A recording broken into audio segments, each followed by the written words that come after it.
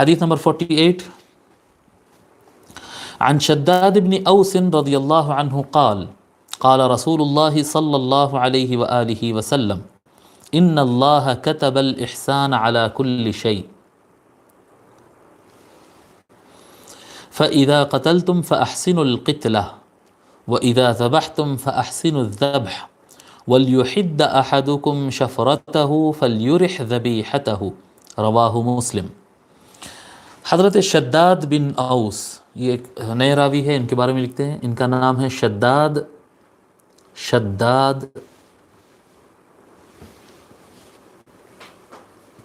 بن اوس۔ بن کا معنی تو معلوم ہے نا، بن کہتے ہیں عربی میں سن آف، بن کا مطلب ہوتا ہے سن آف۔ شداد سن آف اوس، شداد بن اوس بن ثابت، شداد بن اوس بن ثابت الخزرجی الانصاری، شداد بن اوس بن ثابت الخزرجی الانصاری۔ آپ مدینے کے سرداروں میں سے تھے اور کافی اچھے علم اور بردباری رکھنے والی شخصیت تھے۔ آپ کا تاریخ وفات ہے 58 ہجری، 58 ہجری کو آپ کا وصال ہوا، 58 ہجری۔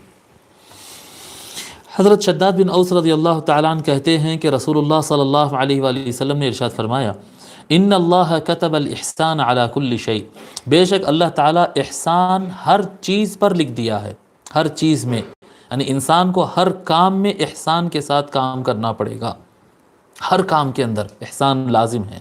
پھر فرماتے ہیں فَإِذَا قَتَلْتُمْ فَأَحْسِنُوا الْقِتْلَةَ، اگر تم کسی کا قتل بھی کر رہے ہو تو احسان کے ساتھ قتل کرو، اچھے ڈھنگ سے قتل کرو۔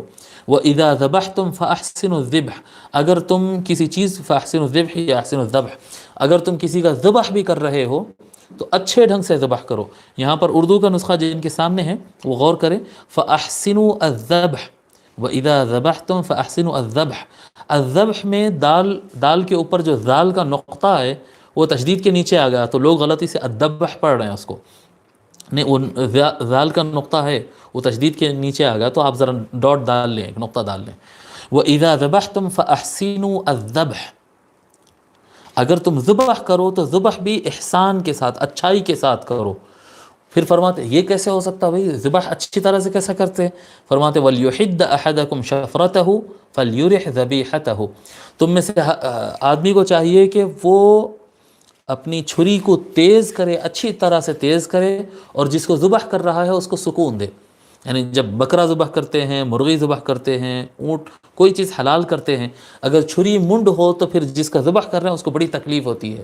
چھری ایک دم تیز ہونا چاہیے تاکہ جلدی ذبح ہو جائے اور جلدی اس کو وہ اپنی منزل کو پہنچ جائے اور جلدی مر جائے۔ اسی طرح سے سزائے موت دیتے ہیں، سزائے موت، اگر کوئی جرم کرتا ہے اس طرح سے اور اس کو سزائے موت ہو جاتی ہے تو اس کو تڑپا تڑپا کر نہیں مارنا ہوتا ہے، بس پھانسی پر لٹکا دو، یہ ہڈی ٹوٹ جائے گی اور مر جائے گا، یا کیا کہتے ہیں تلوار سے ایک مار میں اس کا سر الگ کر دو اور ختم ہو جائے گا، یا پھر اس کے سر میں گولی مار دو اور ختم۔ بہرحال تڑپا کر مارنے کی اجازت نہیں ہے۔ اگر عدالت سے سزائے موت ہو تو اس بات کی اجازت نہیں ہے کہ تڑپا کر مارا جائے۔ یہ ایام جاہلیت میں سے اور مشرکین اور منافقین کا یہ عمل رہا ہے کہ وہ لوگوں کو تڑپا تڑپا کر مارتے، یہ جلا کر آگ لگا کے مار دینا، تڑپا تڑپا کے خون بہا بہا کے ہاتھ پیر کاٹ کاٹ کر مارنا، اس کی اسلام میں اجازت نہیں ہے، بھلے سامنے والا کتنا بھی خطرناک جرم کیوں نہ کر دے۔ لیکن سزائے موت بھی اگر دے رہے ہیں تو سزائے موت دینے میں بھی احسان سے کام کرنا، یعنی اب آخری حد بتا دی حضور صلی اللہ علیہ وسلم کہ کسی کو قتل بھی اگر کر رہے ہیں، سزائے موت، عدالت سے قانون کے مطابق اگر کسی کو سزائے موت ہو رہی تو اس میں بھی احسان کا لحاظ رکھا جائے۔ اب باقی اس سے جتنے بھی چیزیں ہوں گے وہ کم ہوں گے، باقی جتنی بھی چیزیں ہوں گی وہ اس سے کم ہی ہوں گے، تو اس کا مطلب یہ ہے کہ ہر چیز کے اندر اللہ تبارک و تعالی احسان لازم قرار دیا ہے۔ اس حدیث کو امام مسلم رواہ المسلم والترمذی، امام مسلم اور امام ترمذی نے روایت کیا ہے۔